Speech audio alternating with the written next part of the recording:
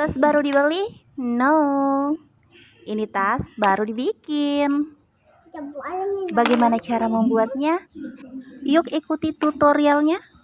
Tapi sebelum itu jangan lupa like, subscribe, dan bunyikan loncengnya biar kamu gak ketinggalan untuk semua tutorial yang update dari channel ini. Kali ini kita membuat tas cantik ini.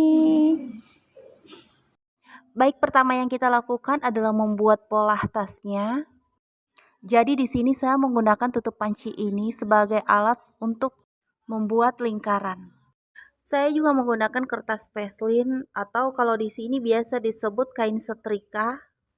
Jadi tutup pancinya saya letakkan di atas veslin, kemudian saya garis untuk menciptakan lingkaran full dan presisi.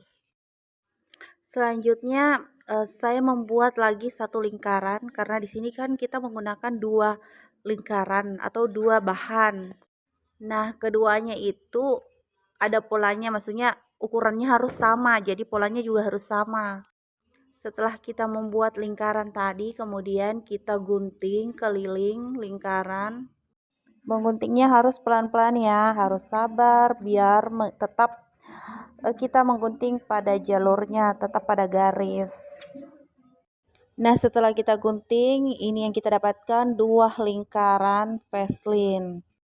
Setelah kita menggunting dua lembar veslin ini, kemudian saya mengambil sisa kain perca yang ada. Di sini saya menggunakan dua motif, yang satunya polos dan yang satunya kain batik. Jadi ini yang pertama saya gunting kain polosnya dulu, saya letakkan kain polosnya. Kemudian saya letakkan kertas veslin di atasnya sebagai pola.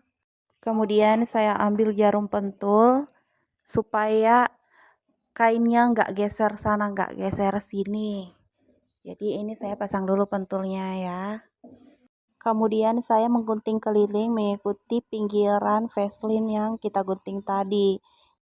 Selanjutnya saya meletakkan lagi veslin yang satunya di kain batiknya. Jadi ini yang tadi adalah kain polosnya, kemudian yang satu ini kain batiknya. Jadi setelah itu saya pasangkan pentul, lalu kemudian saya gunting keliling. Jangan lupa dirapi-rapiin ya. Setelah kita mendapatkan dua lingkaran tadi, yang satu polos yang satu batik, jangan lupa membuat lapisan lagi. Jadi yang batik aku lapisi pakai kain batik juga, yang polos aku lapisi yang kain polos juga. Jadi ada 4 lingkaran kain yang aku gunting.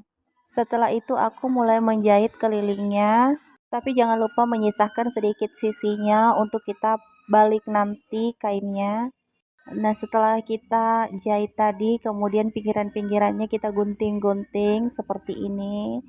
Tujuannya supaya setelah dibalik itu nanti dia nggak kusut.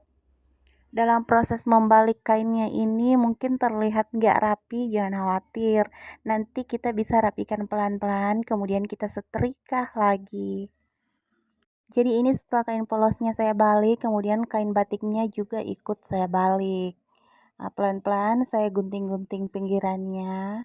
Kemudian saya mulai membalik, mulai meremas-remas, memasukkan kainnya ke dalam bagian sisi yang tidak terjahit tadi. Kemudian ini dia sudah membuat lingkaran lagi satu. Nah, setelah selesai membuat lingkaran tadi, kemudian bahan tas ini kita sambungkan seperti ini. Nah, ini sudah saya jahit kanan kiri. Selanjutnya di bagian yang saya garis ini kita jahit lagi. Lalu kemudian digunting dan dilapisi kain pinggirannya agar lebih rapi. Kemudian di sudut bawah di bagian kanan dan kirinya itu saya membuat garis persegi ukuran 3 x 3 cm. Kemudian saya gunting. Ya, jadi cara guntingnya seperti ini, kemudian cara jahitnya seperti ini. Jangan lupa tambahkan jinjingan, kemudian percantik dengan aksesoris. Hasil akhirnya seperti ini. Sampai jumpa di video selanjutnya.